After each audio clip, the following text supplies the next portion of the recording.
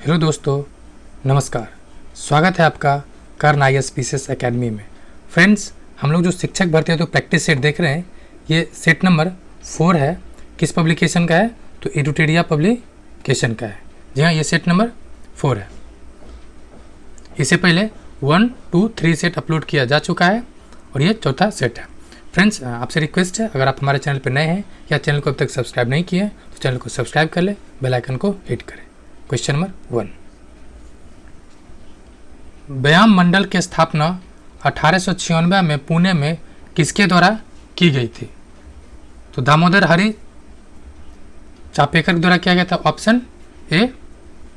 हालांकि ये चापेकर बंधुओं द्वारा किया गया था, जिसमें से दामोदर हरि चापेकर था और बालकृष्ण हरि चापेकर था। ये दोनों भाई था। नेक्स्ट क्वेश्चन नंबर 2, बिहार विद्यापीठ की स्थापना हुआ था। ये हुआ था 6 फरवरी 1921 को। एक्चुअली जो असहयोग आंदोलन हो रहा था, असहयोग आंदोलन के दरमियान ही गांधी जी भारत के अन्य जिला में, मतलब भारत के अन्य राज्यों में क्या किए थे? तो विद्यापीठ की स्थापना कर रहे थे एजुकेशन के लिए, स्वदेशी एजुकेशन को बढ़ावा देने के लिए। उसी में बिहार विद्यापीठ का स्थापना किया गया था। क्वेश्चन नंबर 3, 1817 ईस्वी का पाइका विद्रोह निम्न में से किस स्थान पर हुआ था? यह हुआ था उड़ीसा में, ऑप्शन सी। कब हुआ था? तो 1817 में। इस दौरान किसान शांति, मतलब जो किसान शांत के दौरान एक तरह से हुआ था। ये युद्ध के समय राजा और राजा के जो सैन्य सहायता था वो, मतलब राजा इसको प्रदान कर रहा था। और मेनली इसका युद्ध का कारण क्या था? तो युद्ध का कारण था कि जो संपत्ति खो दिया था, ठीक है, उसको लेकर अंग्रेज और औपनिवेशिक शासक के बीच एक संघर्ष चल रहा था। क्वेश्चन नंबर 4, निम्नलिखित में से किसने 1875 ईस्वी में कोलकाता में इंडियन लीग की स्थापना की थी? ये शिशिर कुमार घोष, ऑप्शन बी है। ठीक है। उसके अलावा इसमें कुछ और महत्वपूर्ण चीज़ें हैं, जैसे कि शिशिर कुमार घोष से पूछा जाता है कि इनका अमृत बाजार पत्रिका के संस्थापक थे। साथ ही साथ 1868 में एक बंगाली भाषा का समाचार पत्र भी प्रकाशित किए थे। एक सवाल और, जैसे ये सुरेंद्रनाथ बनर्जी, पहले तो दादा भाई नेहरू जी जो है, इनका संबंधित कुछ पुस्तक पूछा जाता है। दूसरा, इनका एसोसिएशन पूछा जाता है। इससे संबंधित कौन से थे ये? तो ईस्ट इंडिया एसोसिएशन से ये संबंधित है, जिसका गठन 1866 में किया गया था। और फिरोज शाह मेहता, तो बॉम्बे क्रॉनिकल, ये फेमस है। और सुरेंद्रनाथ बनर्जी जी, ये इंडियन नेशनल एसोसिएशन, क्या इंडियन नेशनल एसोसिएशन 1876 में स्टैब्लिश किए थे। क्वेश्चन नंबर 5, किस मुगल बादशाह ने इजारा प्रणाली की शुरुआत की थी? तो जहांदार शाह, ऑप्शन डी। इसका कार्यकाल, मतलब कब से कब तक था कालखंड? तो 1712 से 1713, मतलब 1 साल के लगभग रहा था। क्वेश्चन नंबर 6, पुस्तक 1857 निम्नलिखित में से किसके द्वारा लिखा गया था? सुरेंद्रनाथ सेन के द्वारा, ऑप्शन बी। एक सवाल और पूछा जाता है, तो the Indian war of independence, ये किसके द्वारा लिखा गया था? तो BD सावरकर। ये कई बार पूछा जा चुका है। क्वेश्चन नंबर 7, स्वतंत्रता आंदोलन के दौरान दिल्ली घोषणा पत्र कब जारी किया गया था? तो 1929 में। कब हुआ था? 1929 में। इसमें एक्चुअली हुआ क्या था? तो प्रमुख नेता था, एक सम्मेलन बुलाया, उस सम्मेलन में दिल्ली में चुकी हुआ था, इसलिए इसको दिल्ली नाम दिया गया था। मेनली इसमें क्या था? तो इस मैनिफेस्टो के तहत मांग की गई कि वायसराय इरविन ने, जो इसमें मांग की गई थी, उसको कुछ भी मानने से इनकार कर दिया था। कौन? इरविन, जो उस समय का वायसराय था। क्वेश्चन नंबर 8, वर्ष 1916 में भारतीय महिला विश्वविद्यालय की स्थापना किसने की थी? तो DK Karbi, option D, DK Karbi. ये इनका संबंध कुछ और भी था महिलाओं से संबंधित, जैसे विधवा पुनर्विवाह संघ की स्थापना किए थे, सचिव थे ये। साथ ही साथ पुणे में, ये कई बार पूछा जा चुका है, पुणे में 1899 में विधवा आश्रम की स्थापना किए थे। क्वेश्चन नंबर 9, महात्मा गांधी और जवाहरलाल नेहरू की पहली मुलाकात हुई थी? तो लखनऊ अधिवेशन में, 1916 में। 1900 इसमें लखनऊ अधिवेशन का 3-4 बात जो आपको एकदम याद होना चाहिए। पहली बात तो जो नरम दल था, गरम दल एक साथ आ गया। दूसरी बात कांग्रेस और मुस्लिम लीग साथ आ गया। तीसरी बात जो राजकुमार शुक्ला जी हैं गांधी जी को बिहार आने के लिए आमंत्रण भेजे थे। चौथी बात जो सबसे महत्वपूर्ण है कि जो सांप्रदायिक या पृथक निर्वाचन की जो मुस्लिम लीग का मांग था उसको कांग्रेस ने स्वीकार कर लिया, जो ऐतिहासिक रूप से बहुत बड़ा भूल माना जाता है। क्वेश्चन नंबर 10, इंडिया डिवाइडेड पुस्तक किसके द्वारा लिखा गया था? तो ये डॉक्टर राजेंद्र प्रसाद या राजेंद्र बाबू के द्वारा ये लिखा गया था। कुछ अन्य पुस्तक है उनके द्वारा लिखा गया, जैसे कि महात्मा गांधी और बिहार, ठीक है, महात्मा गांधी और बिहार, उसको आज़ादी के बाद से ये काफ़ी महत्वपूर्ण पुस्तक है। 11, भारत के लिए पहला संवैधानिक सुधार पर श्वेत पत्र यानी व्हाइट पेपर किसके द्वारा जारी किया गया था? एक जो व्हाइट पेपर है ना, एक्चुअली भारत सरकार का ये आधिकारिक पत्र है अभी वर्तमान में। ये साइमन कमीशन के द्वारा ऑप्शन डी जारी किया गया था। साइमन कमीशन गठन कब हुआ? गठन हुआ 1927, ध्यान रहे गठन 27 में हुआ था। आया भारत कब? 1928 में। आया कितने सदस्य था इसमें? 7। भारतीय कितना था इसमें? 7/0, मतलब एक भी भारतीय नहीं था। क्वेश्चन नंबर 12, सहायक गठबंधन प्रणाली के उपयोग को किसने तैयार और परिपूर्ण किया था? तो तैयार किसने किया था? लॉर्ड वेलेस्ली हल्के तैयार नहीं किया था ये, बल्कि इसको अच्छे से ये क्या कहता है उसको पालन किया था और इसके माध्यम से कई राज्यों को हड़प लिया था। ठीक है, इसके मतलब तैयार करने के बाद तो कोई 1700 मतलब मद्रास में कहीं ये प्रयोग हुआ था फर्स्ट टाइम, लेकिन वेलेस्ली इसको काफ़ी ज़्यादा आगे बढ़ाया और इसका कालखंड कम से कम तक वेलेस्ली का 1798 से 1805 तक है। Next question number 13, Hunter commission की रिपोर्ट में किस क्षेत्र पर विशेष बल दिया गया था? तो प्राथमिक शिक्षा था। प्राथमिक शिक्षा हंटर आयोग का गठन कब हुआ था? 1882 से 83 के बीच। मिली जो प्राइमरी और सेकेंडरी एजुकेशन पे फोकस था, प्राथमिक और मध्य विद्यालय पे। क्वेश्चन नंबर 14, महात्मा गांधी द्वारा सविनय अवज्ञा आंदोलन किस वर्ष आरंभ किया या प्रारंभ या शुरू किया गया था? तो 1930। 1930। एक और सवाल पूछा जाता है कि ये आंदोलन शुरुआत कब हुआ? तो 6 अप्रैल को। जी हाँ, डंडी में जाके गांधी जी जब नमक उठा के सबको आह्वान करते हैं, लेकिन मार्च यानी यात्रा कब शुरू हुआ था? तो 12 मार्च को यात्रा शुरू हुआ था। क्वेश्चन नंबर 15, दूसरे गोलमेज सम्मेलन के समय निम्नलिखित में से कौन सा वायसरॉय था? तो वायसरॉय कौन था? Lord Wellington. कौन था? Lord Wellington. कब से कब तक इसका कार्यकाल है? मतलब 31 में था, 1931 में ये हुआ था दूसरा गोलमेज सम्मेलन और ये 1931 तक था। इसमें कांग्रेस की तरफ से प्रतिनिधित्व कौन था? तो कांग्रेस की तरफ से मात्र एक प्रतिनिधि था, that is Gandhi ji. Question number 16, निम्नलिखित में से कौन सी घटना पहले हुई थी? तो खिलाफत आंदोलन कब शुरू हुआ? 1919। Gandhi Irwin pact 1931। Simon commission बहिष्कार 1928 और लखनऊ समझौता 1916। अब क्या पा रहा है? सबसे पहले हुआ था तो लखनऊ समझौता, जस्ट अभी आपको बताया गया कि 4 बातें, इसमें 4-5 बात आपको याद रखना है। हालांकि इसमें खिलाफत आंदोलन की घोषणा है, घोषणा 1917 में हुआ था, ठीक है, घोषणा इसका 1917 में, लेकिन आंदोलन शुरू हुआ है 1919 में। इस बात को आपको ध्यान रखना है। क्वेश्चन नंबर 17, अस्पृश्यता की बुराई के उन्मूलन के लिए अस्पृश्यता विरोधी लीग की स्थापना किसने किया था? तो महात्मा गांधी जी। किसने किया था? महात्मा गांधी जी। आपको बहुत ध्यान रखना है, ये अखिल भारतीय अस्पृश्यता विरोधी लीग की स्थापना किए थे गांधी जी 1932 में, ठीक है, और 1933 में एक साप्ताहिक पत्रिका था हरिजन का भी प्रकाशन किए थे।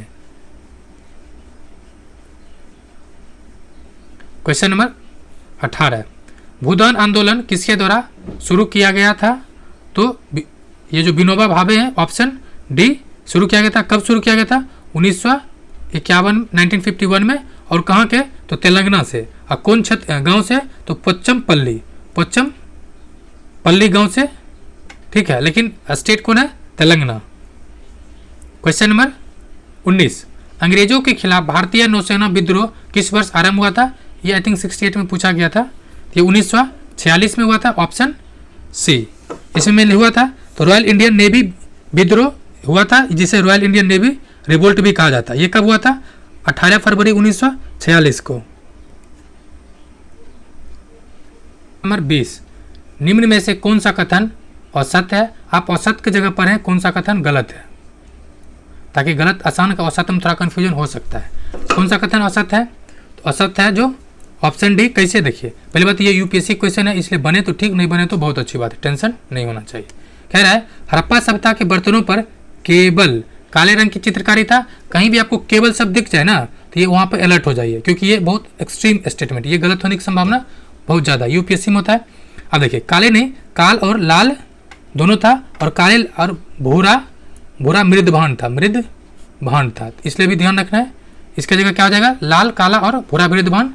अब देखते बाकी क्या है। हड़प्पा सभ्यता का सर्वाधिक प्रसिद्ध स्थल मोहनजोदड़ो था। जी हाँ, हड़प्पा सभ्यता के संबंध में सर्वप्रथम चार्ल्स मेमन द्वारा जानकारी दी गई थी। जी हाँ, ये चीज़ मार्क कर लें, प्रथम चार्ल्स मेमन दिया था, लेकिन खुदाई किया था 1921 में। अभी आपको कमेंट करके बताना है किसने किया था।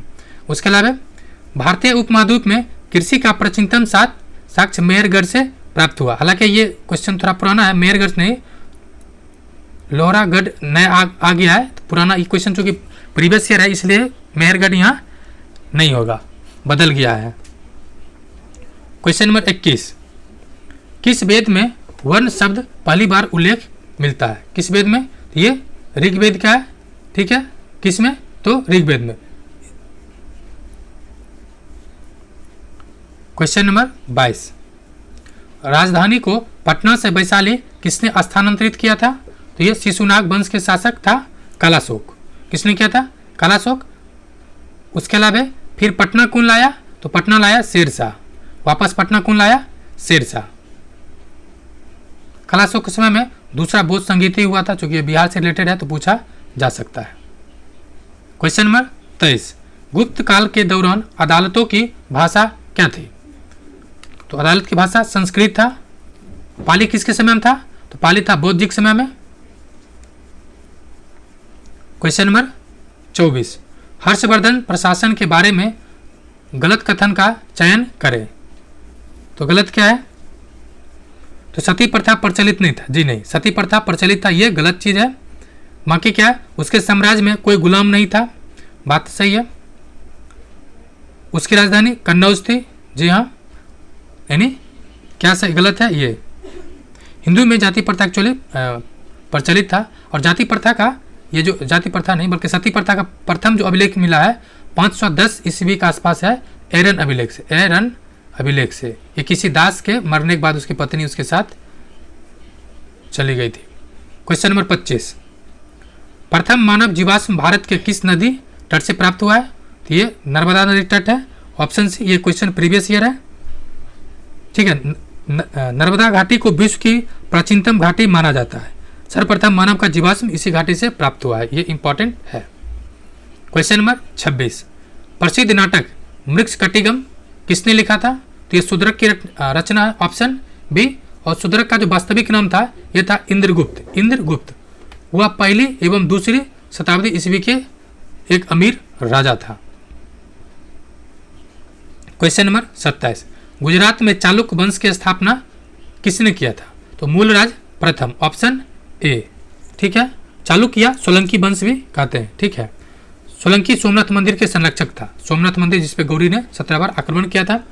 इसकी स्थापना की बात करें जाए तो कब किया गया था? 1900 नहीं बल्कि 942 में, 942 के आसपास। और इसका राजधानी कहाँ था? अनहिलवाड़ा। नेक्स्ट, नयनार संत या नयनार कौन थे? नयनार के लिए संत थे, कौन थे? शैव धर्म के क्या थे? मानने वाले थे। नयनार एवं अलवार तमिल कवि संत थे जिन्होंने क्या मतलब अलग अलग, जैसे नयनार शिव का उपासना करते थे, और उन्हीं का जो मतलब ब्राह्मण हो, हरिजन हो, अमीर हो, इसमें सब कोई शामिल रहता था। क्वेश्चन नंबर 29, निम्नलिखित में से किस सुल्तान ने जिल ए इलाही की उपाधि धारण की थी? तो जिल ए इलाही कौन था? बलबन था, और लौ और रक्त की नीति भी कौन अपनाया था? बलबन। हालांकि मेडाबल पूछेगा, इसकी संभावना नहीं के बराबर है। क्वेश्चन नंबर 30, गुलाम वंश का अंतिम सुल्तान कौन था? तो कैकुबाद था। ऑप्शन बी, गुलाम वंश कब से कब तक रहा था? 1206 से 1206 से 90 तक। नेक्स्ट क्वेश्चन नंबर 31, औरंगजेब के आदेश पर किस सिख गुरु को फांसी दी गई थी? तो किसको दिया गया था? ऑप्शन ए, गुरु तेग बहादुर को। किसको? गुरु तेग बहादुर को। नेक्स्ट, निम्नलिखित में से कौन सी घटना सबसे पहले हुई थी? क्वेश्चन नंबर 32 है, तो ये देख लीजिए। सबसे पहले हुआ था कौन? खानवा। ये कब हुआ था? 1527। उसके अलावा घाघरा हुआ था 1529।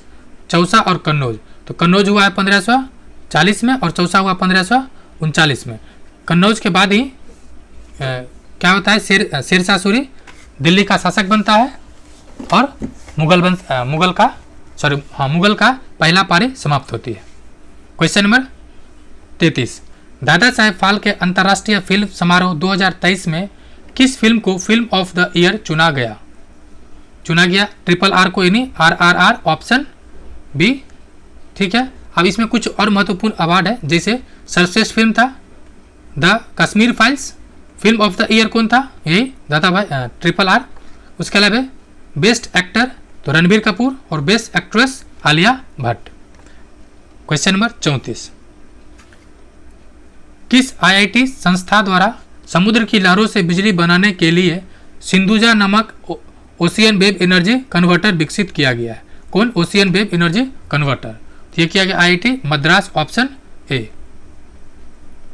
क्वेश्चन नंबर 35, इनमें से कौन सा उपग्रह नासा और इसरो द्वारा संयुक्त रूप से संचालित किया जा रहा है, विकसित किया जा रहा है? विकसित, तो अब देखिए इसमें क्या दिया हुआ? Nisar, NISAR, NASA ISRO. देखिएगा ऑप्शन ए, ये पृथ्वी अवलोकन उपग्रह है, मतलब पृथ्वी को वो देखेगा ऊपर से। क्वेश्चन नंबर 36, भारत अंडर 19 महिला क्रिकेट टीम ने फाइनल में किस टीम को हराकर पहला T20 वर्ल्ड कप जीता? तो इंग्लैंड को हराकर। Option C. ये कहां खेला गया था? तो अफ्रीका में। ये भी पूछा जा सकता है कि दक्षिण अफ्रीका में, साउथ अफ्रीका में खेला गया था। क्वेश्चन नंबर 37, निम्न में से किसे वन्यजीव संरक्षण पुरस्कार 2023 दिया गया या सम्मानित किया गया? तो आलिया मीर को। Option A. किसको? आलिया मीर को। Option A. क्वेश्चन नंबर 38, फरवरी 2023 में रक्षा के क्षेत्र में एशिया के सबसे बड़े एयर शो एरो इंडिया का 14वां संस्करण कहाँ आयोजित किया गया? यह किया गया बेंगलुरु में। कहाँ? बेंगलुरु। Option C. इसका उद्घाटन किसने किया? तो मोदी जी। क्वेश्चन नंबर 39, जनवरी 2023 में चुनाव आयोग ने बिहार के स्टेट आइकॉन किसे नियुक्त किया है? तो मैथिली ठाकुर को। Option A. Question number 40, Bihar का चौथा कृषि रोड मैप कब से लागू हुआ? तो 1 अप्रैल 2023 से ये भी आया है। और पहला कृषि रोड मैप कब आया था? ये आपको कमेंट करके बताना है। क्वेश्चन नंबर 41, फरवरी 2023 में किस देश ने भीषण ऊर्जा संकट के बीच राष्ट्रीय आपदा घोषित किया? तो दक्षिण Africa. Option C. Question number 42, Bharat का दूसरा एवं बिहार का पहला वानिकी कॉलेज किस जिला में खोला गया है? तो मुंगेर में। Option D. Question number 43, NITI Aayog द्वारा भारत में पहली बार आकलित बहुआयामी निर्धनता के संदर्भ में देश के किस राज्य में बहुआयामी निर्धनता का स्तर सर्वाधिक है? तो ये अपन बिहार है, वो टॉप पर है। इसका परसेंटेज भी पूछता है, एक बार पूछा जा चुका है ये क्वेश्चन। तो 51.91% के साथ बिहार सबसे टॉप पर है। दूसरा हमारा छोटा भाई जो झारखंड है 42.16% के साथ है। और तीसरा हमारा बड़ा भाई उत्तर प्रदेश कितना है? 79%, यानी तीनों साथ ही साथ है। क्वेश्चन नंबर 44, शिक्षा के विकास के लिए विश्व का सर्वोत्तम सम्मान यदान पुरस्कार यदन प्राइज 2022 निम्नलिखित में से किसे प्रदान किया गया? तो किया गया रुक्मिणी बनर्जी को, ऑप्शन ए। किसको? रुक्मिणी बनर्जी को, ऑप्शन ए।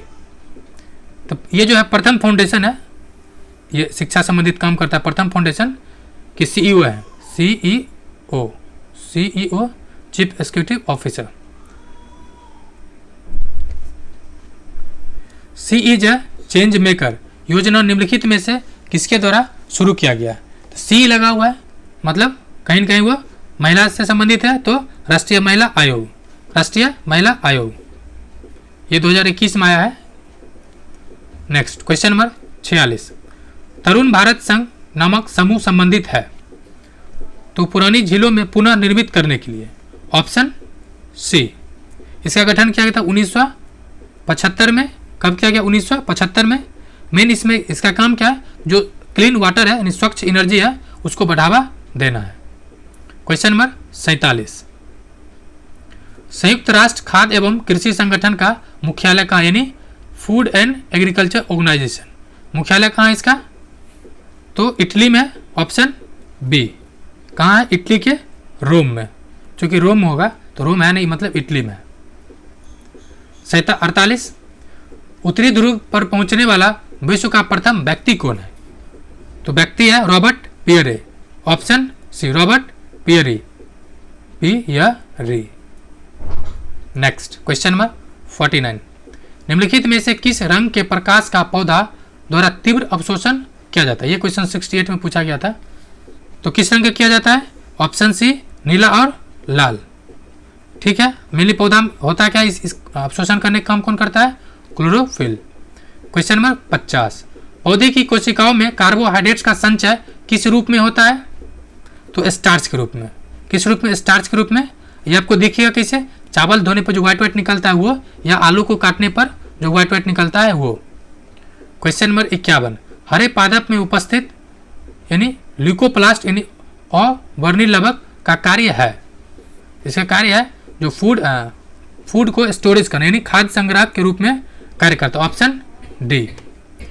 वैसे जो लवक है वो 3 तरह का होता है, एक होता है अवर्णीय लवक, वर्णीय लवक और हरित लवक। ठीक है। नेक्स्ट क्वेश्चन नंबर 52, निम्न में से मूत्राशय में पाई जाने वाली पेशी है तो कौन सा है? अरेखित पेशी, ऑप्शन ए। जंतु उत्तक के पेशी उत्तक को 3 पार्टों में डिवाइड किया जाता है। जो जंतु होता है, एक होता है आरेखी, दूसरा रेखी और तीसरा हृदय, यानी पहला आरेखी, दूसरा रेखी और तीसरा हृदय के जो पेशी है, यानी ये 3 होता है। इसी को ध्यान रखना है।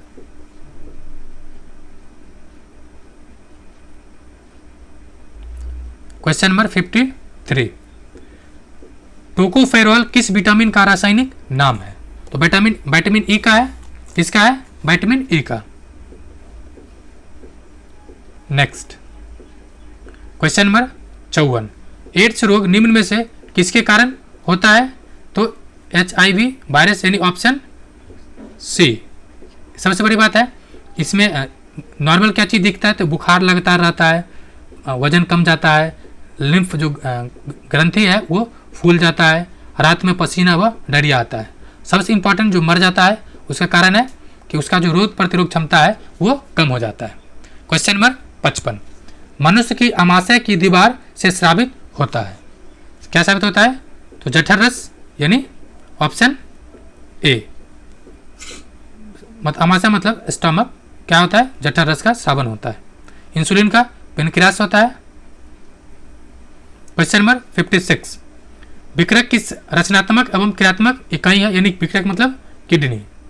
किडनी क्या होता है? नेफ्रॉन। फंक्शन यूनिट क्या है? Nephron, option B. और प्रत्येक बॉडी में, प्रत्येक किडनी में मतलब 10 लाख नेफ्रॉन होता है। कितना? 10 लाख। क्वेश्चन नंबर 57, उड़ते हुए विमान की ऊंचाई किस यंत्र से मापा जाता है? तो मापा जाता है अल्टीमीटर, ऑप्शन ए। कहते हैं ना अल्टीट्यूड, अल्टीट्यूड, इसे आप याद कर सकते हैं। अल्टीट्यूड मतलब हाइट यानी अल्टीमीटर। बैरोमीटर से 2 सवाल पूछा गया है। एक तो अचानक गिर जाना, गिर जाना मतलब जैसे नहीं कहता है आंधी आया सब कुछ उड़ जाता है, गिर पड़ जाता है, तो आंधी की सूचक रहता है अचानक गिर जाना। यहीं पर आ जाए अचानक उठ जाना। अचानक उठ जाना मतलब मौसम साफ का संकेत देता है। ये क्वेश्चन अचानक उठ जाने वाला CDPO में पूछा था। क्वेश्चन नंबर 58, ऊर्जा संरक्षण सिद्धांत का अर्थ है कि ऊर्जा ना तो सृजन किया जाता है और ना ही इसको विनष्ट किया जाता है। ये क्वेश्चन प्रीवियस ईयर है, आपको हर जगह ऑप्शन डी पर ये ऑप्शन दिखेगा। क्वेश्चन नंबर 59, डिग्री सेल्सियस तथा फ़ारेनहाइट स्केल के मध्य संबंधों को दर्शाता है। तो C/5 इक्वल टू F-32/9 होता है। तो इसमें कहीं दिख रहा है C/5, yes, option C. Question number 60, वायुदाब मापी के पाठ्यांक के में अचानक गिरावट निम्नलिखित में से किसका संकेतक है? तो अभी जस्ट ऊपर बताया कि अचानक, जैसे नहीं कहते तूफान आया, अचानक सब कुछ उड़ने लगता है, मतलब गिरने पड़ने लगता है। अचानक गिरावट मतलब तूफान का संकेत है। क्वेश्चन नंबर 61, ध्वनि का चाल विभिन्न माध्यम में अवरोही क्रम है। तो पहले क्या होगा? पहले सबसे ज़्यादा ठोस में होगा, फिर गैस नहीं, ठोस होगा, उसके बाद द्रव में होगा, फिर गैस में होगा, ऑप्शन सी। क्वेश्चन नंबर 62, विद्युत का उत्तम चालक है। तो ऑप्शन डी, चांदी। क्वेश्चन नंबर 63, सिल्वेनाइट निम्न में से किसका अयस्क है? ये सोना का है, ऑप्शन ए। एक और पूछा जाता है सोना का, तो होता है कैल्वोनाइट। कौन? कैल्वेनाइट। क्वेश्चन नंबर 64, रासायनिक रूप से सूक्ष्म बर्फ क्या है? सॉलिड CO2 होता है, यानी कार्बन, ठोस कार्बन डाइऑक्साइड। क्वेश्चन नंबर 65, किसी तत्व के परमाणु में अधिकतम कक्षाओं की संख्या कितनी होती है? ये 7। मेटल में तत्व मतलब मेटल एलिमेंट। क्वेश्चन नंबर 66, सभी निष्क्रिय गैस की संयोजकता कितनी होती है? जब वो निष्क्रिय है तो उसका संयोजकता होने कोई सवाल ही नहीं बनता है, ऑप्शन ए। 67, मधुमक्खियों एवं चींटियों के डंक में निम्न में से कौन सा एसिड या अम्ल पाया जाता है? तो होता है फॉर्मिक अम्ल। क्या होता है? फॉर्मिक अम्ल। इसका फॉर्मूला क्या आता है? HCOOH। ठीक है। उसके अलावा जैसे कि आंवला में, संतरा में एस्कॉर्बिक अम्ल कहाँ होता है? तो खट्टे पदार्थों में, खट्टे चीज़ों में। उसके अलावा ऑक्जेलिक अम्ल, ये कहाँ मिलेगा आपको? टमाटर व पालक में। और एसिटिक अम्ल, तो ये तो सिरका में। इसका फॉर्मूला भी पूछा गया कई बार, क्या होता है? CH3COOH। क्वेश्चन नंबर 68, परम शून्य ताप का मान कितना होता है? तो होता है -273 डिग्री, ऑप्शन डी। एक्चुअली ये होता नहीं, एक तरह से काल्पनिक है, मान लिया गया, होता तो नहीं है। क्वेश्चन नंबर 69, मोनोजाइट किस धातु का अयस्क है? तो ये थोरियम का है, ऑप्शन डी। उसके अलावा कैल्शियम के कौन कौन से है? तो कैल्साइट, जिप्सम। कैल्शियम का फेमस कौन है? जिप्सम और कैल्साइट, साथ ही साथ डोलोमाइट। उसके अलावा कॉपर का, तो कॉपर ग्लास तो दिख ही रहा है। कॉपर के एक और पूछा जाता है,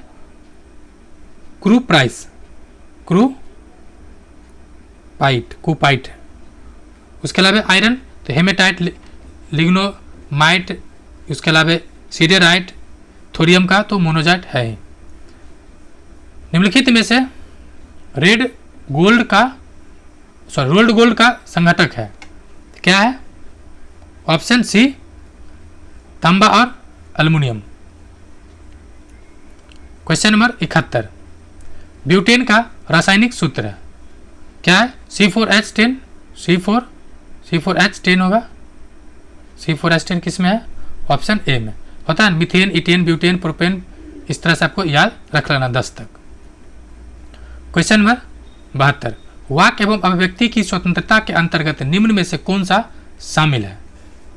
तो कौन सा शामिल है? शामिल है कौन कौन? तो प्रेस की स्वतंत्रता, जी हाँ। जितना एक आदमी को मतलब एक व्यक्ति को, एक नागरिक को स्वतंत्रता का अधिकार है भारत में, उतना ही एक प्रेस को भी है। दूसरा, प्रदर्शन एवं विरोध करने का अधिकार, जी हाँ, प्रदर्शन कर सकते हैं लेकिन शांतिपूर्वक। उसके बाद मौन रहने की स्वतंत्रता, जी हाँ, ये अनुच्छेद 21 का पार्ट है, अनुच्छेद 21A का पार्ट है।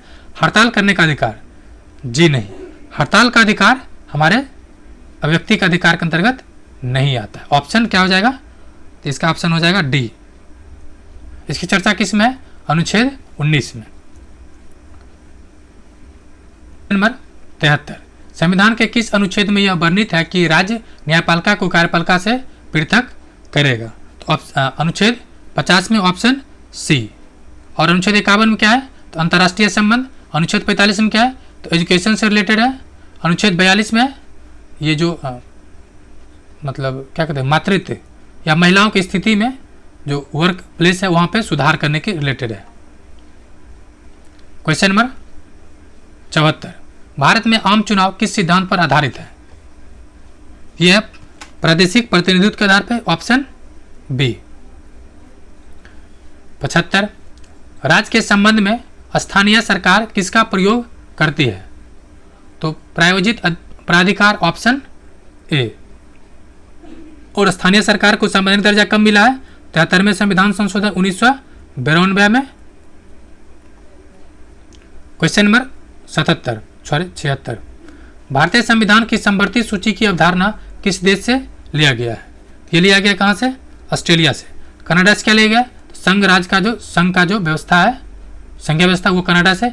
यूएसए से क्या लिया गया है? तो FR यानी मूल अधिकार, साथ ही साथ वाइस प्रेसिडेंट वाला, और जो जुडिशियल रिव्यू है यानी न्यायिक पुनर्विलोकन वो है जापान से। तो आपको कमेंट करके बताना है। क्वेश्चन नंबर 77, निम्न में से किसे विधि के समक्ष समानता की छूट प्रदान की गई है? किसे प्रदान किया गया? राष्ट्रपति को। किसके अनुच्छेद के अंतर्गत? 361 के अनुसार। एक सवाल और जो पूछा जाता है, राष्ट्रपति शपथ किस अनुच्छेद के अनुसार लेता है? अनुच्छेद 60। जी हाँ, अनुच्छेद 60, ये आपको ध्यान रखना है। 78, भारत में सूचना का अधिकार अधिनियम कब अधिनियमित किया गया था? तो ये 2005 में आया था। कब? तो 15 जून 2005, ऑप्शन सी। 79, संयुक्त राष्ट्र सभा के अनुसार बाल अधिकार के अंतर्गत निम्नलिखित में से कौन सा अधिकार नहीं आता है? तो बाल है तो विवाह नहीं आएगा, बाकी आएगा शुद्ध पेयजल का अधिकार है, शिक्षा का अधिकार है, समुचित जीवन स्तर का अधिकार है। 80 नंबर, निम्न में से किस पंचवर्षीय योजना में गरीबी उन्मूलन तथा आत्मनिर्भरता पर बल दिया गया था? ये 5वीं पंचवर्षीय योजना था, ऑप्शन सी। 81 नंबर, लघु उद्योग के लिए उच्चतम वित्त निकाय कौन सा है?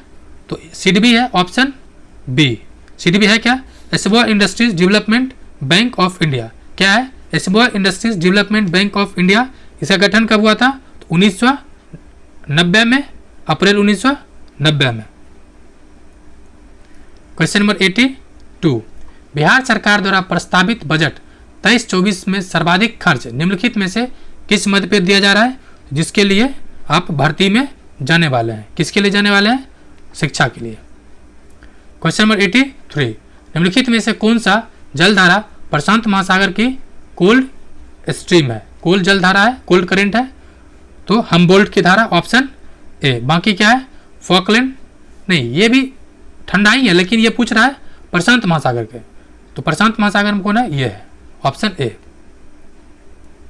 84, भारत में धारणीय विकास यानी सस्टेनेबल डेवलपमेंट के दृष्टिकोण से विद्युत उत्पादन का सबसे अच्छा स्रोत कौन सा है, यानी क्लीन ऊर्जा का स्रोत कौन सा है?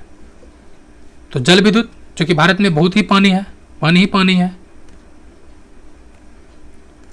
85 नंबर, जनगणना 2011 के अनुसार भारत की दशकीय वृद्धि दर कितना है? तो 17.7%, ऑप्शन सी। वही बिहार की बात की जाए तो 25 पॉइंट समथिंग है। क्वेश्चन नंबर 86, निम्न में से किस एक के उत्पादन में भारत विश्व में अग्रणी है? तो दूध में पिछले कई वर्षों से क्या है? Topper, option C. मछली के उत्पादन में तो दूसरा स्थान पर है, और अंडा के उत्पादन में तीसरा, ठीक है, और मांस के उत्पादन में 5वां। आप याद रख सकते हैं कि प्रत्येक दिन दूध पीते हैं, हर एक दिन बाद दूसरा दिन मछली खाते हैं, तीसरा दिन अंडा खाते हैं, और 5वां दिन मांस खाते हैं। यानी पहला दिन दूध, दूसरा दिन मछली, तीसरा दिन अंडा, यानी दूध, मछली, अंडा, और 5वां दिन मांस। क्वेश्चन नंबर 87, इकोमार्क का क्या अभिप्राय है? तो ये जो पर्यावरण से रिलेटेड है, यानी ऑप्शन बी, पर्यावरण अनुकूल उपभोक्ता उत्पादन को नामपत्री करने की योजना है।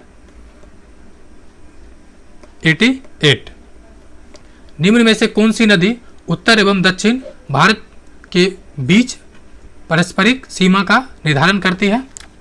ये नर्मदा नदी है। कौन सा नदी है? तो नर्मदा। में क्या एक सतपुरा का पहाड़ी है, सतपुरा के ऊपर कौन सा नदी बहती है? नर्मदा। नीचे तापी, और इसके ऊपर कौन सा पहाड़ है? तो बिंद का है। बिंद का पहाड़ का 2 पार्ट, यानी बिंद का क्षेत्र का 2 पार्ट बिहार में भी है। सवाल है कौन कौन? तो रोहतास और दूसरा कैमूर का क्षेत्र, ये आपको याद रखना है।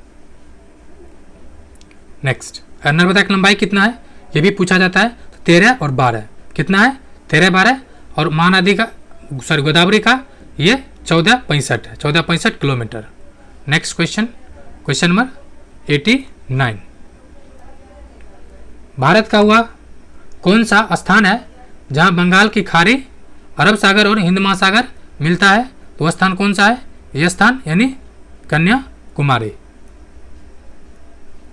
Question number 90। निम्नलिखित में से कौन एक सुमेलित नहीं है?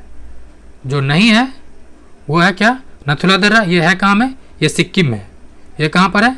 सिक्किम में। उसके अलावा लिपुलेख उत्तराखंड में, रोहतास हिमाचल प्रदेश में, पालघाट केरल में। पालघाट, भोरघाट और थालघाट। तो थाल और भोर कहाँ पर है? महाराष्ट्र में। Question number 91। भारत में निम्नलिखित राज्यों में से किसकी तटरेखा सबसे लंबी है? तो किसकी लंबी है? तो ये गुजरात का है। Option D. सबसे छोटा किसका है? गोवा का। गोवा का सबसे छोटा है। दूसरा नंबर पर कौन है? तो तमिलनाडु। Question number 92। निम्नलिखित नदियों में से किसको दक्षिण की गंगा कहा जाता है? किसको कहा जाता है? तो कावेरी को। ध्यान रेफरेंस, आप यहाँ पे थोड़ा कंफ्यूज कर गए होंगे। क्या कर रहा है? दक्षिण पूछ रहा है। 2 क्वेश्चन बनता है, एक तो दक्षिण भारत के, दक्षिण भारत के। दक्षिण भारत मतलब होगा ये पूरा पार्ट, ठीक है। लेकिन दक्षिण पूछ रहा है तो दक्षिण का ये छोटा सा पार्ट है। कौन सा? ये पार्ट। और यहाँ पर कौन नदी है? तो कावेरी। कौन नदी है? Option A. ध्यान दे, दक्षिण भारत तो गोदावरी, दक्षिण की तो कावेरी। क्यों कहा जाता है इसको? क्योंकि वहां पर भी सालों भर पानी रहता है। Question number 93। निम्नलिखित में से कौन सी फल मृदा को नाइट्रोजन से भरपूर कर देता है? तो सोरहम है, सोरहम नहीं बल्कि मटर है, जो तिलहन, तिलहन नहीं,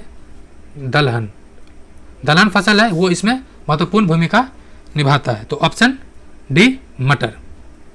क्वेश्चन नंबर 94। संसार का सबसे बड़ा मरुस्थल है तो कौन सा है? सहारा है। कौन सा है? सहारा। इसका कुल क्षेत्रफल कितना है? 3.6 मिलियन वर्ग, ठीक है, 3.6 मिलियन वर्ग मील है। ये दूसरी बात ये भी पूछा जाता है ये किस तरह का है? ये उष्ण है, ठीक है। जैसे कि आप भारत का जो लेह वाला इलाका है ये भी मरुस्थल है, लेकिन ये आइस वाला, ठंडा वाला है। जैसे किस एक देश में पंपास घास के मैदान स्थित है? तो अर्जेंटीना। Option C. नेक्स्ट, और ये उरुग्वे कहाँ पर है? तो ब्राजील। और कहाँ पर है? तो दक्षिण प्रशांत में। ब्राजील का दक्षिण प्रशांत में लिया। Question number 96। जैव विविधता के संदर्भ में भारत में निम्नलिखित में से कौन सा एक क्षेत्र हॉट स्पॉट माना जाता है? यानी हॉट स्पॉट तो ये अंडमान निकोबार द्वीप समूह है, मध्य भारत है। ऑप्शन कौन है? तो अंडमान निकोबार द्वीप समूह है। एक्चुअली ये जो हॉट स्पॉट शब्द है ना, प्रथम बार नॉर्मन बाइस ने दिया था 1988 में।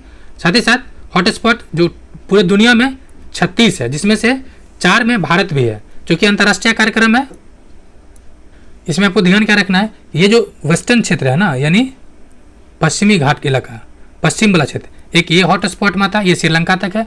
दूसरा हिमालय का पूर्वी भाग, ये ध्यान रखना है, हिमालय दे देगा, और हिमालय का पश्चिम भाग, तो हिमालय का पूर्वी भाग है। उसके अलावा इंडो बर्मा क्षेत्र है, उसके अलावा सुंडा क्षेत्र है। तो सुंडा क्षेत्र में ही ये कौन सा आता है? अंडमान निकोबार क्षेत्र जो होता है वो सुंडा वाला पार्ट में आता है। Next, question number 97। निम्नलिखित महाद्वीपों में से किस में देशों की संख्या अधिकतम है? ये 66 में पूछा गया था। अधिकतम किस में है? तो अधिकतम में अफ्रीका में। कितना है? तो 54 है। और एशिया में कितना है? एशिया में आपको मिलेगा 51। यूरोप में कितना है? 49। अफ्रीका में कितना है? तो अफ्रीका में है, दक्षिण अमेरिका, सॉरी ये गलत है, इसका अफ्रीका होगा। अफ्रीका है, इसमें 54, ऑप्शन ए होगा। दक्षिण अमेरिका में, तो दक्षिण अमेरिका में 12 है। सर्वाधिक कम जो है वो किस महाद्वीप में है, तो दक्षिण अमेरिका में। जबकि उत्तरी अमेरिका में कितना है, तो उत्तरी अमेरिका में 23 है। और ऑस्ट्रेलिया वाला पार्ट में कितना है, 14। क्वेश्चन नंबर 98, निम्नलिखित वृक्षों में कौन पारिस्थितिकी तंत्र का मित्र नहीं है, तो यूकलिप्टस नहीं है। क्यों, क्योंकि ये वाटर को बहुत ज़्यादा एब्जॉर्ब कर लेता है। जब पानी ही नहीं रहेगा तो पारिस्थितिकी तंत्र कैसे रहेगा, यानी आंसर क्या होगा, बी। ये मिलता मिलनी कहाँ पर है, तो इसका सर्वाधिक संख्या है ऑस्ट्रेलिया में। कहाँ पर, ऑस्ट्रेलिया। 99 नंबर, निम्नलिखित ऊर्जा में से कौन सा जैविक मात्रा में सर्वाधिक उपयोग की जाती है, जैविक मात्रा में सर्वाधिक उपयोग की जाती है, तो सनलाइट को, ऑप्शन बी, सौर ऊर्जा को। क्वेश्चन नंबर 100, उससे पहले फ्रेंड्स अगर आपने अभी तक चैनल को सब्सक्राइब नहीं किया तो पहले चैनल को सब्सक्राइब कर लें और इसको फ्रेंड सर्कल में शेयर भी कर सकते हैं। 100 नंबर कह रहा है, निम्नलिखित ईंधन में से कौन सा न्यूनतम पर्यावरण प्रदूषण उत्पन्न या फैलाता है, तो हाइड्रोजन, ऑप्शन सी। और इसमें यह भी पूछा जाता है जो हाइड्रोजन में ऊर्जा कितना आता है, तो 150 किलो कैलोरी। अब ये मैथ रीजनिंग है तो हम लोग इसको देखते हैं। कह रहा है कि एक वस्तु का अंकित मूल्य वस्तु के क्रय मूल्य से 20% अधिक है, ने 10% की छूट देते हुए, और इस प्रकार वस्तु का विक्रय मूल्य कितना हो जाता है, 3240 रुपया। तो लाभ प्रतिशत ज्ञात करें। क्या करा, लाभ प्रतिशत। देखिए इसका बेसिक क्या है, पहले बेसिक देख लीजिए। एक वस्तु का अंकित मूल्य वस्तु के क्रय मूल्य से 20% अधिक है, ठीक है। तो सॉरी, विक्रय मूल्य से पहले मान लेते हैं अंकित मूल्य क्या है हमको नहीं पता है, लेकिन वस्तु के क्रय मूल्य से 20% अधिक है, तो हम क्रय मूल्य मान लेते हैं कितना है, यानी सीपी मान लिए 100, ठीक है। अब चूंकि कह रहा है विक्रय मूल्य यानी सेलिंग प्राइस, ठीक है, नहीं, वस्तु के क्रय मूल्य से अंकित मूल्य यानी जो अंकित किया एमआरपी कितना है, 20% अधिक है, तो हम एमआरपी लिख ले, एमआरपी ये कितना है, चूंकि 20% अधिक है तो 100 का 20% कितना हो जाएगा, 100 का 20% तो 20 हो जाएगा, टोटल 120 हो जाएगा।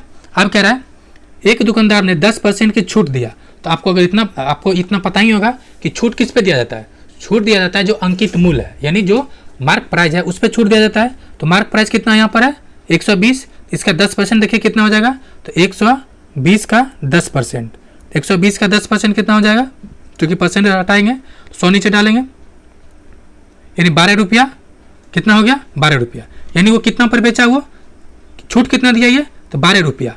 120 अंकित प्राइस है, 12 रुपया छूट दिया तो बेचा कितना पे, 108 पे, 108 पे। अब कह रहा है इस प्रकार वस्तु का जो विक्रय मूल्य है यानी सेलिंग प्राइस, विक्रय मूल्य तो सेलिंग प्राइस, ये कितना है, तो हम परसेंटेज में रखें 108 बराबर कितना हो जाएगा, तो 3240, ठीक है, कितना हो जाएगा 3240। अब 3240 को डिवाइड कर दीजिए, ठीक है। इसका सोल्यूशन मक्की दिखाते हैं। कॉस्ट प्राइस 100 मान लिया गया, एमपी मार्क प्राइस 120 है, 20% छूट देने के बाद तो 12 रुपया छूट मिलता है, तो घट कितना आ जाएगा छूट हुआ 12 रुपया, यानी 12%, तो 120 में से 108% पर आ जाएगा। तो ये एसपी बराबर इतना दिए रखा है, ये आपका गिवन है, तो ठीक है। अब हम जानते हैं एसपी हमारा 108% बराबर इतना हो गया, तो हमको निकालना क्या, कॉस्ट प्राइस। कॉस्ट प्राइस क्या क्यों निकालना है, क्योंकि प्रॉफिट एंड लॉस किस पे निकाला जाता है, तो कॉस्ट प्राइस पे, ठीक है। इसलिए हमको सीपी चाहिए, तो चूंकि 108 बराबर क्या है मेरा एसपी, सीपी बराबर 100 हम मान रखे हैं, तो ये कितना हो जाएगा, अगर इसको कैलकुलेट करके निकालिएगा आपको, तो आपको निकल जाएगा ये 3000, यानी 100 सीपी बराबर क्या आ जाएगा 3000।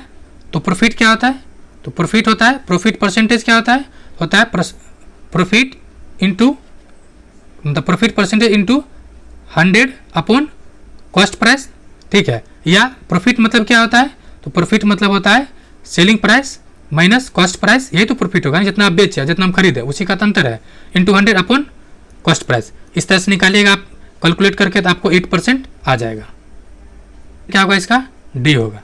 नेक्स्ट कह रहा है यदि दो संख्याओं का महत्तम समावर्तक यानी एलसीएफ एचएफसी एचसीएफ 12 है, और समान संख्याओं का लघुत्तम समवर्तक यानी दो संख्या का ही 18 है। लघुत्तम यानी LCM ये कितना रखा 48। तो इन संख्याओं के गुणनफल का वर्गमूल ज्ञात करें। इन संख्याओं के गुणनफल का तो इन संख्या गुणनफल क्या है, सीधा सीधी इन दोनों संख्या का पहले हमको संख्या पता होना चाहिए कि जो संख्या है, दो संख्या है, एक x है दूसरा y है। ठीक है, आप देखिए प्रोडक्ट ऑफ टू नंबर यानी दो संख्या गुना क्या हो जाएगा, ये दे रखा है कि product of LCM and SCF दोनों संख्या का गुना, उस तरह से x y बराबर क्या हो जाएगा, जो दे रखा है 12 और 48। 12 और 48 पूछ क्या रहा है, इसका स्क्वायर अंडर रूट पूछ रहा है। तो देख लीजिए 12 48 12 लिख सकते हैं, 48 क्या लिख सकते हैं 4 गुने 12, ठीक है ना। तो 12 लिख दिए और 4 12 चौक 48 और ये 12 दे रखा है और इसका अंडर रूट पूछ दिया। तो यहाँ पर अंडर रूट लिख दिए, इसमें से 2 12 एक 12 निकाल लिए, 4 का अंडर रूट क्या हो जाएगा 2 निकल जाएगा 2 और इस तरह से कितना आ जाएगा आंसर 24। इसका आंसर क्या होगा ऑप्शन सी। नेक्स्ट कह रहा है एक मिश्रण में रेत रोरी का अनुपात 39:20 है, जबकि रोरी और सीमेंट का अनुपात 5:9 है। तो मिश्रण में रेत और सीमेंट का अनुपात पूछ रहा है। ये बहुत आसान तरीके से सोचना है। मान लेते रेत को RT लिख दिए, ठीक है, और रेत और रोरी को RD रोरी, और पूछ रहा है सीमेंट को CT लिख देते, इसे लिखते कुछ कॉमन नाम। अब देखिए पहले आप क्या कर रहा है, रेत और रोरी का अनुपात क्या है 39:20, जबकि रोरी और सीमेंट का, तो रोरी कितना है 5 और सीमेंट है 9।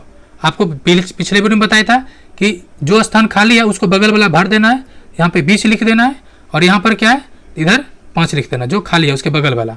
आप पूछ किसका रहा है, सीमेंट और रेत का, यानी RT और CT पूछ रहा है।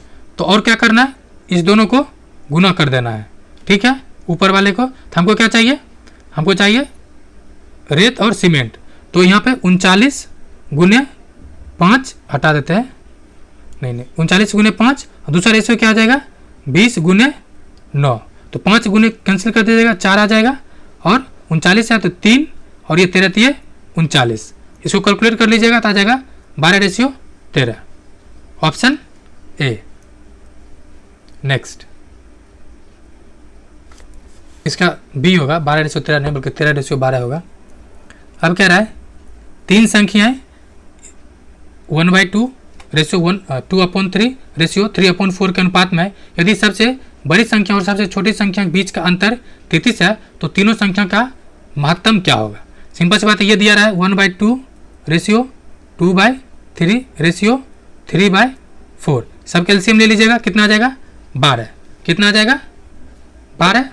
उसके बाद जब इसको कैलकुलेट कीजिएगा तो होगा 4 दूनी 8, क्या आ जाएगा यहाँ ना 12 ना, हाँ तो 6, तो 6 आ जाएगा, क्योंकि ये 2 बार आएगा तो 6 बार होगा, 6 रेशियो यहाँ पर आ जाएगा आपको 8 आ जाएगा 4 और यहाँ पे 3 3 9 3, यानी क्या आ गया 6 8 रेशियो 3। अब ये दे रखा है क्वेश्चन के चलते हैं कि सबसे छोटी संख्या और सबसे बड़ी संख्या के बीच का अंतर 33 है। सबसे छोटी कौन हुआ, यहाँ पे 9 होगा, 3 3 9 9, हटाओ यार 9 है, सबसे छोटी है 6 और सबसे बड़ी है 9।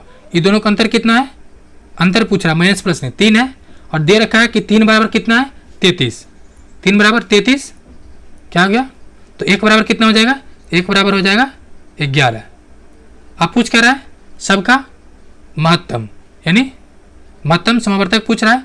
तो देखिए कॉमन है सबके लिए, 6 गुने 11 कीजिएगा, फिर 8 गुने 11 कीजिएगा, फिर 9 गुने 11, इसमें से क्या दिख रहा है 11 ही तो सबको कॉमन है, सब में कॉमन तो 11 दिख ही रहा है। अब बाकी और कोई निकलेगा नहीं जो सब में हो, क्योंकि यहाँ पे 2 2 आ जाएगा, यहाँ पे 3 3, यहाँ पे 3 3 तो आएगा नहीं, केवल 2 3 सब में है नहीं, केवल 11 आएगा। तो ऑप्शन क्या हो जाएगा आपको, ऑप्शन 11, ऑप्शन बी।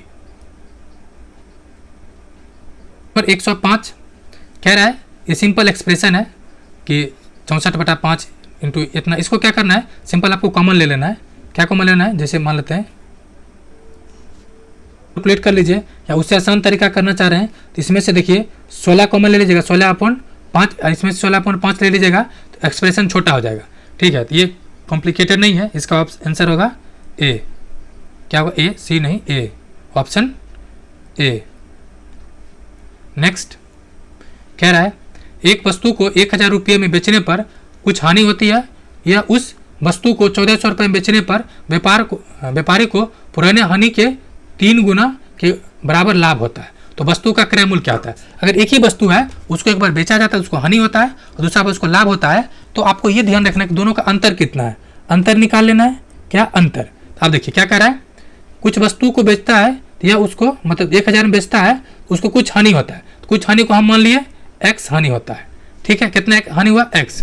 अब कह रहा है कि पुराने वस्तु के जब वापस 1400 में बेचता है तो उसको क्या होता है? 3 गुना बराबर लाभ होता है। तो लाभ कितना हो गया? 3 गुना, तो x से 3x हो जाएगा। अब क्या बोला गया? अंतर निकालना, यानी 3x प्लस 1 4 हो जाएगा। अंतर होगा, पहले माइनस है तो 4 अंतर हो जाएगा। टोटल अंतर मतलब माइनस नहीं करना, अंतर मतलब कितना? डिफरेंस है, डिफरेंस निकालना है। डिफरेंस निकाल पे क्या आ जाएगा? तो आ जाएगा आपको 4। ये दे रखा है कि 1000 मतलब कितना अंतर, यहाँ पर कितना अंतर है? तो 400, 1400 हुआ, और यहाँ पर अंतर कितना है? 4। तो कितना हो जाएगा? हो जाएगा 1 बराबर 100 हो जाएगा अंतर। अब क्या पूछ रहा है? तो वस्तु का क्रय मूल्य यानी कॉस्ट प्राइस क्या होगा? क्या होगा? कॉस्ट प्राइस क्या होगा? तो 1000 हो जाएगा, क्योंकि वस्तु का 1000 ऑलरेडी, सॉरी 1100 हो जाएगा, 1100। ये तो हुआ मतलब ट्रिक के तौर, लेकिन इसको बेसिक से भी देख लीजिए। देख लीजिए, लॉस यानी हानि बराबर हम मान लिए x है, कॉस्ट प्राइस बराबर कितना होता है? क्योंकि परसेंटेज में हम मान लेते हैं 100%। ठीक है, कॉस्ट प्राइस 100% है। तो अब क्या दे रखा है? 1000 पे उसको कितना हानि हुआ? x का। अकॉर्डिंग टू क्वेश्चन क्या कर रहा है? और 1400 में बेचते हैं, उसको 3 गुना प्रॉफिट होता है, तो उसको 3x हो गया। ठीक है, तो उसी तरह से सिंपल निकाल लीजिए, 4x हो जाएगा टोटल, तो 400, x बराबर 100। तो CP बराबर क्या है? 100 प्लस 100 आ जाएगा। तब तो चूंकि 100 पे तो हानि हो जा रहा है, कितना हानि हो रहा है? तो x हानि हो जा रहा है, x। दैट मीन्स क्या हुआ कि x इसमें जोड़ देंगे तो मेरा क्या आ जाएगा? CP। तो उसी तरह के यहाँ से जोड़ दिया गया है। सॉल्यूशन PDF संलग्न कर दिया गया है, उसमें बुक में बेसिक तरीके से दिया गया है, आप उस बेसिक तरीके से बना सकते हैं। नेक्स्ट क्वेश्चन है, यदि 9 मकड़ियाँ 9 जाल 9 दिनों में बना लेती है तो एक मकड़ी एक जाल को कितने दिनों में बना लेगी? सिंपल सी है, जैसे कि मान लेते हैं होता है मेन वुमेन, इस तरह से एक फॉर्मूला होता है। तो इसको सिंपल क्या निकालना है? पहला वर्ग कौन सा हुआ?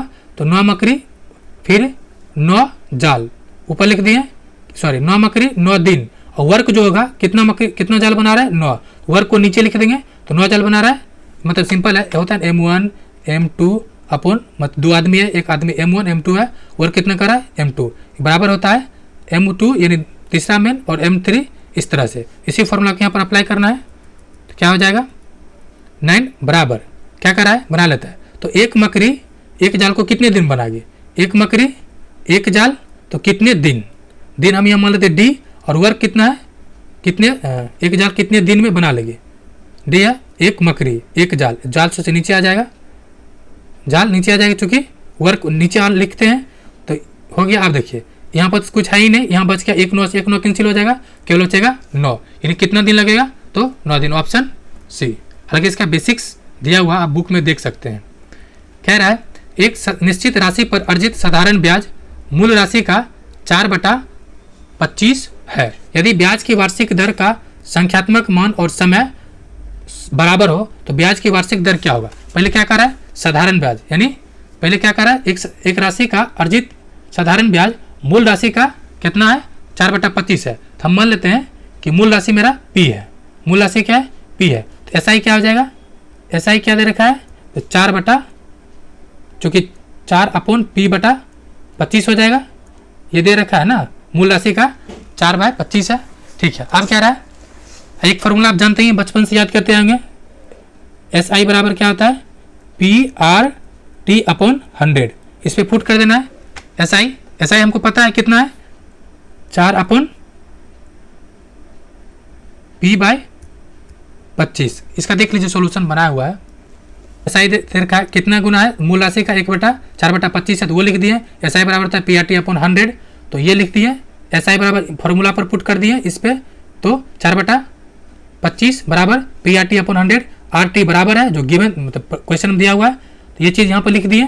ठीक है। अब यहाँ इसका वैल्यू पुट कर दिया, चूंकि आर टी बराबर है तो आर गुने आर लिख दिए, ठीक है, यहाँ पर लिख दिए, और पी इधर से पी कैंसिल हो गया, और 25 इधर 100 है तो 25 चौके 100 यहाँ कट गया, ठीक है। तो इधर क्या बचा, इधर बचा आर स्क्वायर, आर गुने आर तो आर स्क्वायर, और इधर क्या बचा है 4 और एक 4 इधर है तो 4 गुने 4 क्या हो जाएगा 16, और ये तो पूछ रहा है यानी आर स्क्वायर बराबर क्या हो गया 16, तो आर बराबर क्या हो जाएगा 4%, जो आपको आंसर में दिया हुआ है होगा ए।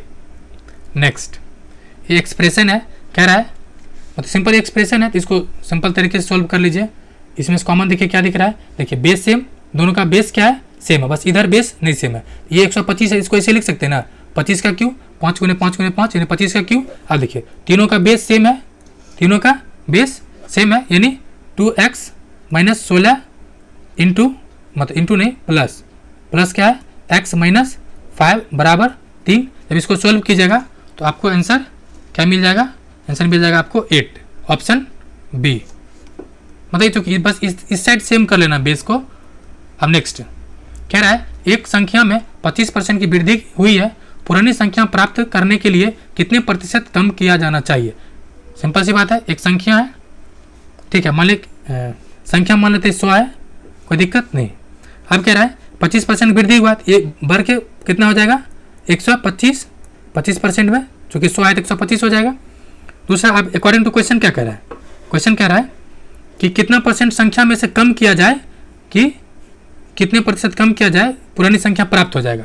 तो हमारा पुरानी संख्या तो 100 है, ठीक है, तो हमको कितना कम करना है 125 में से पुरानी संख्या प्राप्त में 100 कम किया है, ठीक है। और कहाँ से कम करना है हमको, तो चूंकि 125 चला गया तो हमको वापस लाना 100 पर, तो 125 से कम करना है, ठीक है, इंटू 100, ये कट का आपका आ जाएगा 20%, कितना 20%, ऑप्शन सी। इसका सोल्यूशन भी दे दिया गया, सो डोंट वरी। ये देखिए क्या रहा है रीजनिंग है, यहाँ से विकल्प का सही विकल्प का चयन करें जो तार्किक विश्लेषण हो। तो ये मिली सेंटीडेसीग्राम वाला है, ये क्या हो जाएगा ऑप्शन ए, ये कॉमन है, आप देख लीजिएगा। क्वेश्चन नंबर 112 करे पहली दो आकृति के पैटर्न का अध्ययन कीजिए और तीसरा प्रश्न चिन्ह का उत्तर दीजिए, यानी इसका पूछ रहा है। ये क्या दे रखा है, ये सिंपल दे रखा है कि ये जो मतलब 33 प्लस 18, 33 प्लस 18 माइनस 46, मतलब कैसे है 33 प्लस 18 माइनस 46 बराबर 5। उसी तरह से 24 प्लस 38, 24 प्लस 38 माइनस 44 बराबर आ जाएगा 14। ये क्या दिख रहा है, तो एक पैटर्न दिख रहा है क्या कि प्लस करके यहाँ पे प्लस माइनस करके लिख गया है, इसी पैटर्न को यहाँ पर भी आपको फॉलो करना है। क्या आंसर आ जाएगा 14, आंसर आ जाएगा ऑप्शन सी। मतलब इस दोनों को प्लस करना है, इसको माइनस करके और बीच वाला नंबर ले आना, फिर इसको प्लस, ठीक, इसको माइनस, तब ये बीच वाला नंबर आ जाएगा।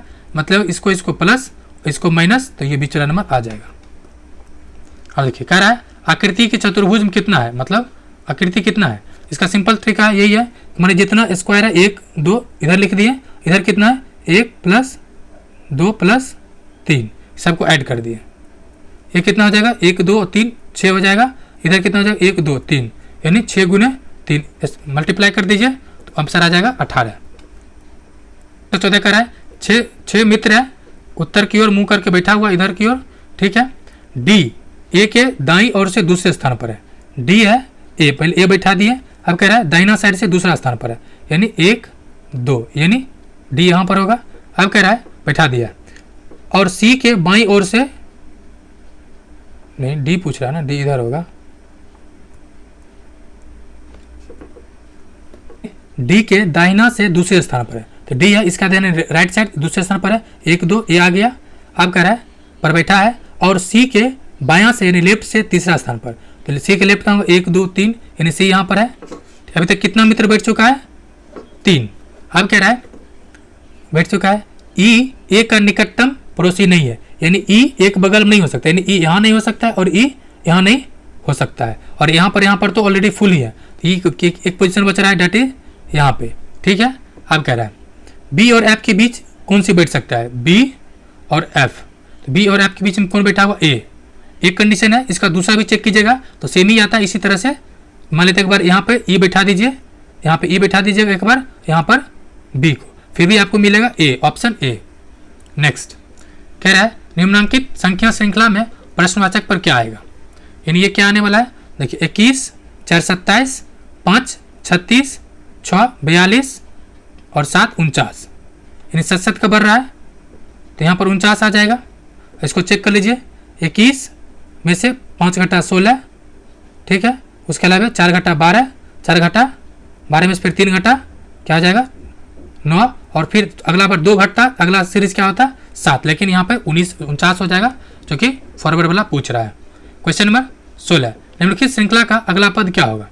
देखिए ये आपको याद होना चाहिए पोजीशन 1 5 4 9 4 13, तो अगला क्या हो जाएगा 13 4 17, यानी क्यू 17 होता है क्यू, तो 17 में क्यू किस में नहीं है तो ए और डी बचेगा। अब क्या रहा है सी, यानी 6 3 9 6 15 6 21, तो अगला 6 जो होना चाहिए 21 6 27, 21 6 27 होगा। 27 26 तक क्या होता है जेड, 27 में क्या आ जाएगा ए, तो ऑप्शन ए।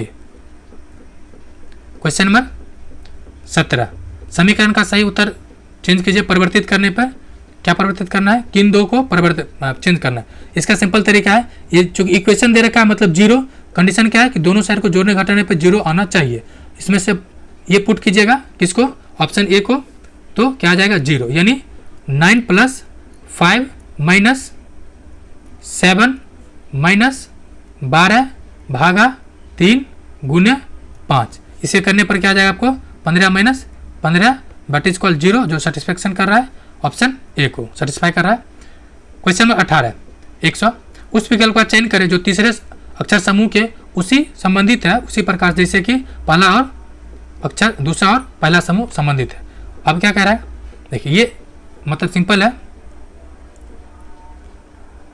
एफ जी 1+ है, फिर बी सी 1+ है और ए टू जेड ये अपोजिट है। उसी तरह से इसको भी एल के, उसके बाद एल के है और एल एल ये सामने सामने है, ठीक है, 3 3 का सीरीज है, ये अलग है, यानी आई के, एल के नहीं बल्कि आई के। उसके अलावा ये 2+ हो रहा है, उसके अलावा ये दिख रहा होगा एन एल, ये भी 2- हो रहा है। मतलब इस तरह से आपको इस पैटर्न को फॉलो कर लेना है और आंसर आपको मिल जाएगा बी। नेक्स्ट क्या रहा है, तीसरे शब्द मतलब उस विकल्प का चयन करें जो तीसरे शब्द से उसी प्रकार संबंधित है जैसे पहले से दूसरे। मतलब सिंपल सी बात है, 1+8 कौन बनाया था, संस्थापक था कार्ल पई, तो आईपैड संस्थापक कौन है तो स्टीव जोन्स है, यानी ऑप्शन डी स्टीव जोन्स। अब कह रहा है आखिर क्वेश्चन है, निम्नलिखित में शब्द को चुनिए जो दिए गए अक्षर का प्रयोग से नहीं बनाया जा सकता है। देखिए लेंसर, इसमें कहीं से एन दिख रहा है क्या आपको, एन इसमें नहीं दिखेगा, तो आंसर क्या हो जाएगा डी। फ्रेंड्स ये 120 क्वेश्चन पूरा हुआ। वीडियो देखने के लिए शुक्रिया। वीडियो को लाइक करें, चैनल को सब्सक्राइब करें, शेयर करें एंड जय हिंद फ्रेंड्स।